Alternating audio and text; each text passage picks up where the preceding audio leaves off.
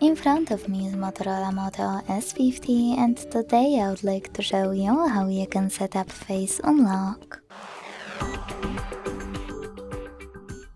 Begin by launching settings and scrolling down to access security and privacy. Then you need to click on device unlock and tap on face unlock. Following that, enter your screen lock and tap on setup twice.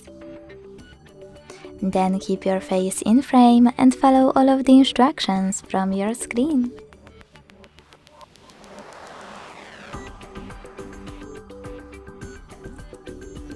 Following that, hit next at the bottom right corner after operating all of those options however you want to. Select done and go back.